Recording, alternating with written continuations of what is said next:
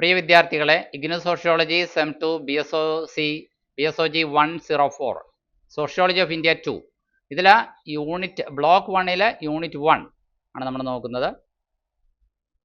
ഇതിൽ നമ്മുടെ എസ്സേ ആണ്, പരീക്ഷയ്ക്ക് വരുന്ന പ്രധാനപ്പെട്ട എസ്സേ ആണ് നമ്മൾ നോക്കുന്നത്. ഒന്നാമത്തെ ചോദ്യം ഇതാണ്: discuss the Indological view and colonial image of India.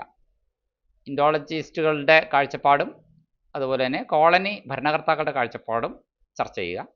ഒപ്പം തന്നെ how did they shape early understanding of Indian society, അന്നത്തെ പുരാതന ഇന്ത്യൻ സമൂഹത്തെക്കുറിച്ച് ഉള്ള നമ്മുടെ കാഴ്ചപ്പാടിന് ഈ രണ്ട് പഠനങ്ങളും, അതായത് ഇൻഡോളജിസ്റ്റുകളുടെ പഠനങ്ങളും, ഇൻഡോളജിസ്റ്റുകൾ എന്ന് പറഞ്ഞാൽ നമുക്കറിയാം അവർ സ്കോളേഴ്സാണ്.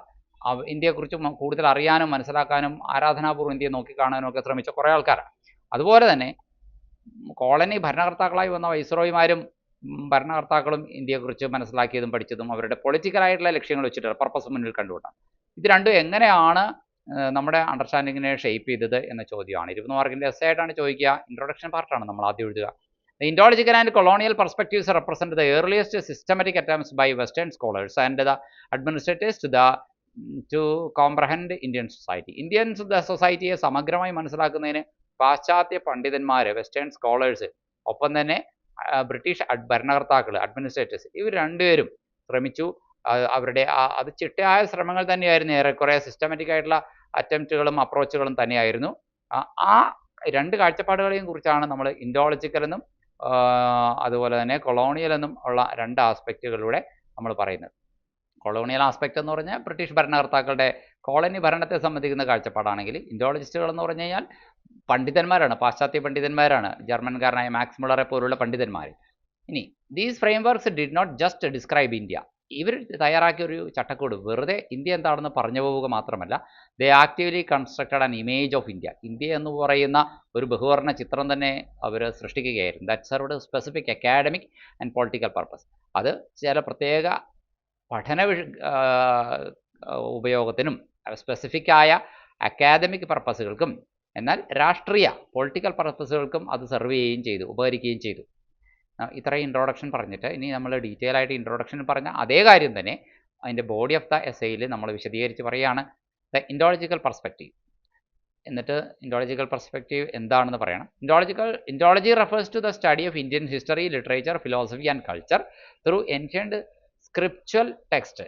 അതായത് ഇന്ത്യയിൽ പുരാതന കാലത്ത് എഴുതപ്പെട്ട ഉപനിഷത്തുകളും വേദങ്ങളും മനുസ്മൃതി പോലുള്ള ഗ്രന്ഥങ്ങളും ഒക്കെ പഠിച്ചിട്ട് എന്താണ് ഇന്ത്യയെന്ന്, ഇന്ത്യൻ സംസ്കാരത്തിൻ്റെ കണ്ടൻറ്റ്, സത്ത എന്താണെന്നൊക്കെ മനസ്സിലാക്കാനായിട്ട് ഈ പാശ്ചാത്യ പണ്ഡിതന്മാരായിട്ടുള്ള സ്കോളേഴ്സ് ആയിട്ടുള്ള യൂറോപ്യൻ സ്കോളേഴ്സ് ശ്രമിച്ചു. അവരുടെ പഠനങ്ങളിലെയാണ് ഇന്ത്യൻ ചരിത്രം, ഇന്ത്യൻ സാഹിത്യം, ഇന്ത്യൻ തത്വശാസ്ത്രം, ഇന്ത്യൻ സംസ്കാരം, ഇതൊക്കെ അവരുടെ സ്ക്രിപ്ച്വൽ ടെക്സ്റ്റുകൾ അഥവാ എഴുതപ്പെട്ട ലിഖിത ഗ്രന്ഥങ്ങൾ നോക്കി പഠിച്ച കാര്യമാണ്. അതാണ് ടെക്സ്റ്റൽ വ്യൂ എന്ന് വേണമെങ്കിൽ നമുക്ക് അതിനെ വിളിക്കാം. ഇൻഡോളജിക്കൽ പെർസ്പെക്റ്റീവിൽ നമുക്ക് വിളിക്കാവുന്ന വേറൊരു പേരെന്നാണ് ടെക്സ്റ്റൽ വ്യൂ. എന്തുകൊണ്ടാണ്? കാരണം അവർ ടെക്സ്റ്റ് പുസ്തകങ്ങളായിട്ടുള്ള വേദങ്ങളും ഉപനിഷത്തുകളും അനുസ്മൃതികളും പോലുള്ള പുസ്തകങ്ങൾ നോക്കിയാണ് ഇന്ത്യയെ പഠിച്ചത്. ഇനി ഇതിനു വേണ്ടി ശ്രമിച്ച കുറച്ച് പണ്ഡിതന്മാരെന്ന് നമ്മൾ പറഞ്ഞല്ലോ, അവരാരൊക്കെയാണ്? വില്യം ജോൺസ് അങ്ങനെ ഒരാളാണ്, ഒരു ഇൻഡോളജിസ്റ്റാണ്. മാക്സ് മുള്ളർ അങ്ങനെ വേറൊരു ഇൻഡോളജിസ്റ്റാണ്. ഇവരൊക്കെ ഏർലി ഇൻഡോളജിസ്റ്റുകളുടെ കൂട്ടത്തിൽപ്പെടുന്നതാണ്, വില്യം ജോൺസും മാക്സ് മുള്ളറും ഒക്കെ. ഇതിൻ്റെ പ്രധാന സവിശേഷതകൾ എന്തൊക്കെയാണ്? കോർ ക്യാരക്ടറിസ്റ്റിക്സ് എന്തൊക്കെയാണ്? ടെക്സ്ച്വൽ ബയാസ് ഉണ്ട്, അതാണ് കുഴപ്പം. പഠനത്തിലും ചെറിയ കുഴപ്പങ്ങളുള്ളതാണ്. അതായത് എഴുതി വെച്ചേക്കുന്ന പുസ്തകങ്ങൾ പക്ഷപാതത്തോടെയൊക്കെ ചിലത് എഴുതിയതായിരിക്കാം.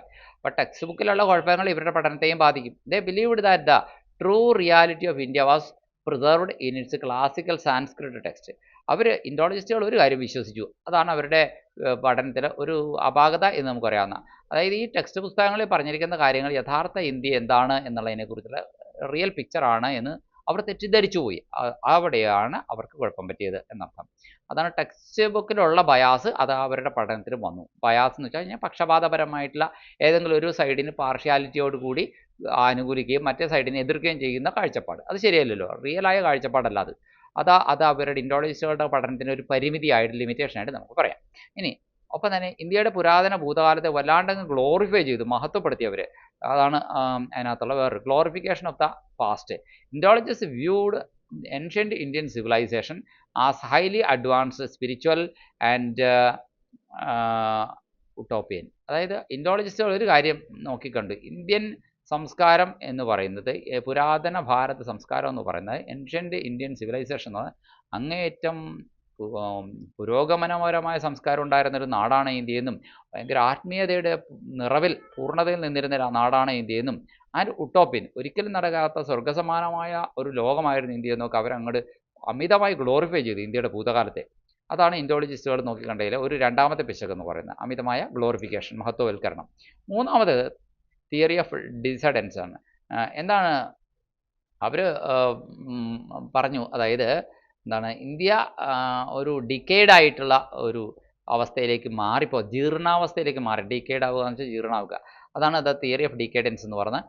they argued that contemporary Indian society had degenerated or fallen from its glorious ancient past. ഇന്ത്യക്ക് ഒരു മഹത്തരമായ ഭൂതകാലം ഉണ്ടായിരുന്നതും ആ മഹത്തരമായ ഭൂതകാലത്തിൽ നിന്ന് ഇന്ത്യ ജീർണിച്ച് ഇങ്ങനെ ഇന്നത്തെ അവസ്ഥയിൽ ഡീജനറേറ്റഡ് ആയി പോയതാണെന്നൊക്കെ അവരെന്ത് ചെയ്തു പറഞ്ഞു. കണ്ടംപററി ഇന്ത്യൻ സൊസൈറ്റി, സമകാലീന ഇന്ത്യൻ സമൂഹം അങ്ങനെ ഡീജനറേറ്റ് ആയി, അത് ഗ്ലോറിയസ് ആയ ഏൻഷ്യൻ പാസ്റ്റിൽ നിന്ന് താഴോട്ട് പതിച്ച് fallen from it's glorious ancient past എന്ന് അങ്ങനെയൊക്കെ സംഭവിച്ചാണ് ഇന്നത്തെ ഗതികെട്ട അവസ്ഥയിൽ ഇന്ത്യൻ സമൂഹം എത്തിച്ചേർന്നത് എന്ന് വരെ അവർ പറഞ്ഞു കളഞ്ഞു. അതാണ് അതിനകത്തുള്ളൊരു കുഴപ്പം. ഇനി നമ്മളിപ്പോൾ ഇൻഡോളജിസ്റ്റുകളുടെ കാഴ്ചപ്പാട് 3 പാരഗ്രാഫുകളിൽ ഒതുക്കി. ഇനി കൊളോണിയലിസ്റ്റ് കാഴ്ചപ്പാട് പറയണമല്ലോ, ബ്രിട്ടീഷ് ഭരണകർത്താക്കളായിട്ടുള്ള വൈസ്രോയിമാരും അങ്ങനെയുള്ള ആൾക്കാരുടെയൊക്കെ കാഴ്ചപ്പാട് പറയണമല്ലോ. അവരുടെ പർപ്പസ് പൊളിറ്റിക്കൽ പർപ്പസ് ആയിരുന്നു, മറ്റവരുടെ പർപ്പസ് അക്കാദമിക് പർപ്പസ് ആയിരുന്നു, നമുക്കറിയാം. അപ്പോൾ നമുക്ക് കൊളോണിയൽ പെർസ്പെക്റ്റീവ് എന്താണ് എന്ന് നോക്കാം. കോളനി ഭരണക്കാരുടെ അവരുടെ കാഴ്ചപ്പാടുന്നത് the colonial perspectives administrators point of view എന്നും പറയാം. As the British East India company consolidated power, British East India company ഭരണം മുഴുവൻ അവരുടെ കയ്യിൽ ഒതുക്കിയപ്പോൾ administrators needed a practical understanding of the people they were governing. തങ്ങൾ ഭരിക്കുന്ന ജനങ്ങളെക്കുറിച്ച് ഒന്ന് അവരുടെ പ്രായോഗിക ജീവിതം എന്താണെന്നൊന്ന് മനസ്സിലാക്കണമല്ലോ എന്ന് അവർക്ക് തോന്നി. This led to the creation of the colonial image. അങ്ങനെയാണ് കൊളോണിയൽ ഇമേജ് സൃഷ്ടിക്കാനായിട്ട് കാരണമായത്. Heavily built on census. അവരെങ്ങനെയൊക്കെയാണെന്ന് അറിയാമോ?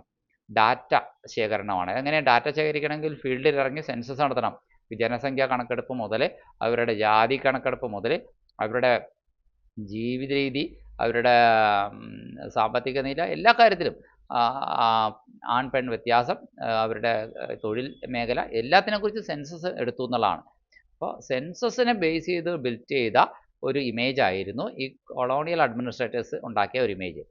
സെൻസസ് മാത്രമാണ്, സർവേ നടത്തി, പലയിടത്തും അവരോട് സർവേ നടത്തി പല ചോദ്യങ്ങളും ചോദിച്ചു, ഉത്തരങ്ങളൊക്കെ കളക്ട് ചെയ്തിട്ട്, ആൻഡ് ഗസറ്റീഴ്സ്, അതുപോലെ തന്നെ അവർ പബ്ലിഷ് ചെയ്ത ഗസറ്റുകളൊക്കെ നോക്കിയിട്ട് അതിനൊക്കെയാണ് അവരെന്ത് ചെയ്ത പ്രാധാന്യം കൊടുത്തത് നോക്കാം.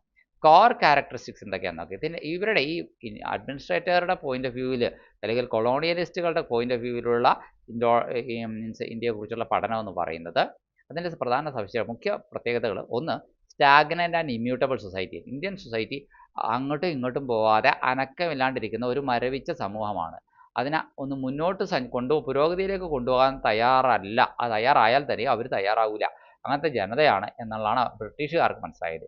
Colonial administrators like James Mill viewed Indian society a static. Indian society സ്റ്റാറ്റിക്കാണ്, അവരനങ്ങൂല. സ്റ്റാറ്റിക് എന്ന് പറഞ്ഞു കഴിഞ്ഞാൽ അനക്കമില്ലാതെ മാറ്റമില്ലാതെ നിന്ന നിപ്പിൽ അതേപടി നിന്ന് പോകുന്ന സമൂഹം എന്നർത്ഥം സ്റ്റാറ്റിക് സൊസൈറ്റി എന്ന് പറയുന്നത്. സ്റ്റാറ്റിക്കിൻ്റെ ഓപ്പോസിറ്റ് വാക്കെന്താണ്? ഡൈനാമിക്. ഒരു ഇന്ത്യൻ സൊസൈറ്റി സ്റ്റാറ്റിക്കാണ്, ഒട്ടും ഡൈനാമിക് അല്ല, അതായത് ചലനാത്മകമല്ല, മാറാൻ തയ്യാറല്ല. അവർ പഴഞ്ചൻ ചിന്താഗതി തന്നെ അങ്ങനെ തന്നെ നിൽക്കാൻ തയ്യാറുള്ള ആൾക്കാരാണെന്നാണ് ജെയിംസ് മില്ലിനെ പോലുള്ള ഭരണകർത്താക്കൾ, കൊളോണിയൽ ഭരണകർത്താക്കൾ ഇന്ത്യൻ സമൂഹത്തിൽ നോക്കിക്കണ്ട അങ്ങനെയാണ്. ടൈംലെസ്, സമയബോധമില്ലാത്തവരാണ്. And completely lacking internal mechanisms for historical change or progress.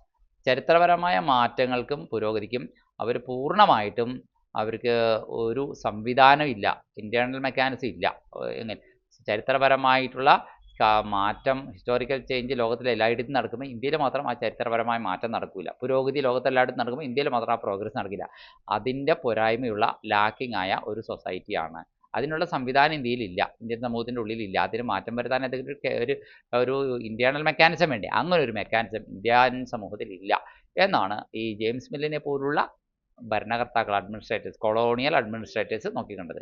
ഇൻഡോളജിസ്റ്റുകളല്ല കേട്ടോ, കൊളോണിയൽ അഡ്മിനിസ്ട്രേറ്റേഴ്സ് വേർതിരിച്ച് മനസ്സിലാക്കണം.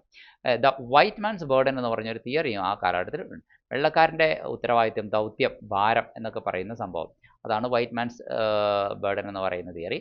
എന്താണ് വൈറ്റ് മാൻസ് ബേർഡൻ എന്ന് നമുക്ക് നോക്കാം. അതായത് by portraying India as background, India ഒരു പശ്ചാത്തലത്തിൽ നോക്കിക്കണ്ട്. അതായത് ഇന്ത്യയുടെ പശ്ചാത്തലം എന്താണെന്ന് അറിയാമോ? സൂപ്പർസ്റ്റിഷ്യസ് ആണ് ഇന്ത്യ. ഒരു അന്ധവിശ്വാസങ്ങളും നിറഞ്ഞ ഒരു പശ്ചാത്തലമാണ്. ആൻഡ് ഫ്രാഗ്മെൻറ്റഡ് ബൈ കാസ്റ്റ്, ജാതി കൊണ്ട് വിഭജിതമാണ് ഇന്ത്യൻ സമൂഹം. The British legitimised their colonial rule. അപ്പോൾ പിന്നെ ഇവരെ നേരെ ചൊവ്വേ കൊണ്ടുപോകാൻ ഒരുമിച്ചൊരു ശക്തി ഇല്ലാത്തതുകൊണ്ട് ഞങ്ങളിവിടെ ഭരിക്കുന്നത് എന്തായാലും നല്ലത് തന്നെ, അതുകൊണ്ട് ഞങ്ങൾക്ക് ഇവരെ സിവിലൈസ്ഡ് ആക്കാൻ പറ്റും എന്ന്. അപ്പോൾ ഈ ഇന്ത്യക്കാരായ ഈ അപരിഷ്കൃത മനുഷ്യർ പരിഷ്കരിക്കേണ്ട ഉത്തരവാദിത്വം, അവരെ സിവിലൈസ്ഡ് ആക്കേണ്ട ഉത്തരവാദിത്വം വെള്ളക്കാരനിലാണ് ദൈവം ഏൽപ്പിച്ചിരിക്കുന്നത് എന്ന ഒരു അബദ്ധ ചിന്താഗതിയും കൂടി ബ്രിട്ടീഷുകാർ ഡെവലപ്പ് ചെയ്ത് കൊണ്ടുവന്നു. So they legitimised their colonial rule as a moral necessity, ഒരു ധാർമ്മികമായ ആവശ്യമായി മാറി to civilise the Indian subcontinent. Indian സബ് കോണ്ടിനെൻറ്റിനെ പരിഷ്കാരമുള്ള ഒന്നാക്കി മാറ്റാൻ ഞങ്ങൾ ഉണ്ടായേ മതിയാകൂ, അത് ഞങ്ങളുടെ ധാർമ്മിക ഉത്തരവാദിത്തമാണ് എന്ന് പോലും അവർ ചിന്തിച്ചു. Over emphasise on caste and village, പിന്നെ ജാതി, ഗ്രാമം ഇതിനൊക്കെ അമിതമായ പ്രാധാന്യം നൽകി. They viewed the caste system and the isolated village community as the absolute. ജാതി സമ്പ്രദായത്തെയും ഒറ്റപ്പെട്ട ഗ്രാമ സമൂഹത്തെ ഒരു അബ്സല്യൂട്ടായ ഒന്നാക്കി അവർ നോക്കിക്കണ്ടു. Unchanging pillars of Indian social life, Indian സാമൂഹ്യ ജീവിതത്തിൻ്റെ പില്ലറുകൾ മാറ്റമില്ലാത്തവയാണ് എന്നും അവർ മനസ്സിലായി. ഇന്ത്യൻ സാമൂഹ്യ കാസ്റ്റ് കമ്മ്യൂണിറ്റി, ഇന്ത്യൻ ഐസൊലേറ്റഡ് ആയിട്ടുള്ള വില്ലേജ് ഒറ്റപ്പെട്ട ഗ്രാമീണ സമൂഹങ്ങളാണെന്നും ജാതി സമ്പ്രദായം ഇവിടെ ഉണ്ടെന്നും ഒക്കെ അവർ മനസ്സിലാക്കി. അതുകൊണ്ട് ഇത് രണ്ടും ഇല്ലാണ്ട് ഒറ്റപ്പെട്ട ഗ്രാമീണ സമൂഹവും അതുപോലെ തന്നെ ഒഴിവാക്കാനാവാത്ത ജാതി സമ്പ്രദായവും ഇന്ത്യൻ സാമൂഹ്യ ജീവിതത്തിൻ്റെ ഒരിക്കലും മാറാത്ത രണ്ട് പില്ലറുകളാണ് എന്നും അവർ നോക്കിക്കണ്ടു. ഇനി നമ്മൾ എസ്സേ കൺക്ലൂഡ് ചെയ്യുന്നതിന് ഇപ്പം നമ്മൾ രണ്ട് കൂട്ടരും നോക്കിക്കണ്ട കാഴ്ചപ്പാടുകൾ പറഞ്ഞല്ലോ. ഇനി കൺക്ലൂഡ് ചെയ്യുക, എസ്സേ എങ്ങനെ കൺക്ലൂഡ് ചെയ്യുക? Both perspectives created a highly distorted essentialist image of India. ഈ രണ്ട് കാഴ്ചപ്പാടും ശരിക്കുള്ള ഇമേജ് അല്ല നൽകിയത്, വളരെ ഡിസ്റ്റോർട്ടഡ് ആയ, വളരെ വളച്ചൊടിച്ച എസെൻഷ്യാലിസ്റ്റ് ഇമേജാണ് നൽകിയതെന്ന് വേണമെങ്കിൽ പറയാം. വളച്ചൊടിച്ച ചിത്രമാണ് ഇന്ത്യയെക്കുറിച്ച് നൽകിയത്, ഒരു റിയൽ ഇന്ത്യ എന്ന ഇമേജ് നൽകിയില്ല. അവരുടെ രണ്ട് പഠന കാഴ്ചപ്പാടുകൾ ഏതൊക്കെയാണ്? ഒന്ന് ഇൻഡോളജിസ്റ്റുകളുടെ പെർസ്പെക്റ്റീവുകൾ, അതായത് നമ്മുടെ ജോൺ സ്റ്റുവർട്ട് മില്ലിൻ്റെ ആണെങ്കിലും അല്ലെങ്കിൽ മാക്സ് മുള്ളർ ആണെങ്കിലും അവരൊക്കെ ഇൻഡോളജിസ്റ്റുകളാണ്. ഇനി ജെയിംസ് മില്ലിനെ പോലുള്ള ബ്രിട്ടീഷ് അഡ്മിനിസ്ട്രേറ്റേഴ്സിൻ്റെ അഡ്മിനിസ്ട്രേറ്റീവ് പോയിന്റ് ഓഫ് വ്യൂ ആണെങ്കിൽ അതും ശരിയല്ല. They completely ignored the live realities. ഇന്ത്യയിലുള്ള ലൈവ് റിയാലിറ്റീസ് പൂർണ്ണമായും അവർ അവഗണിച്ചു എന്ന് വേണമെങ്കിൽ പറയാം. ലോക്കൽ വേരിയേഷൻസ്, അതുപോലെ തന്നെ പ്രാദേശികമായിട്ടുള്ള വ്യത്യാസങ്ങൾ അവർ അവഗണിച്ചു. ഒരു നാട്ടിലുള്ള വ്യത്യാസം വേറൊരു നാട്ടിലുള്ള വ്യത്യാസവും അത് സ്വാഭാവികമായി ഉണ്ടാവുകയാണെന്നും അത് അതിൻ്റെ നാച്ചുറാലിറ്റിയിലാണ് അതിനെ മനസ്സിലാക്കണമെന്നും ഒന്നും ചിന്തിക്കാൻ അവർക്ക് കഴിഞ്ഞില്ല. And historical dynamics of the actual population, ആകെയുള്ള യഥാർത്ഥ സമൂഹത്തിൻ്റെ ചരിത്രപരമായ ആ ഒരു ഡൈനാമിക്സ് മാറ്റം അതും മനസ്സിലാക്കാൻ അവർക്ക് കഴിഞ്ഞില്ല. Replacing dum with a rigid highly text bounded or administrative caricature. അതുകൊണ്ട് എന്ത് ചെയ്തു, ഇവരെ മാറ്റിയിട്ട് ടെക്സ്റ്റ് ബുക്കിൽ കാണുന്ന ടെക്സ്റ്റ് ബൗണ്ട് ആയിട്ടുള്ള ഒരു അഡ്മിനിസ്ട്രേറ്റീവ് കാരിക്കേച്ചർ അല്ല ഇന്ത്യയുടേത് എന്ന് Indian population and actual population ഈ റിജിഡായിരിക്കുന്ന അല്ലെങ്കിൽ മാറാൻ പറ്റാത്ത, ഒരിക്കലും മാറാത്ത ദൃഢമായ ഒരു സമൂഹമാണ് എന്ന ചിന്തയും, മരവിച്ച സമൂഹമാണ് എന്ന ചിന്തയും തെറ്റ് തന്നെയായിരുന്നു. ഇങ്ങനെ പറഞ്ഞ് നമ്മൾ ഈ എസ്സേ അവസാനിപ്പിക്കുകയാണ് ചെയ്യുന്നത്. Thank you.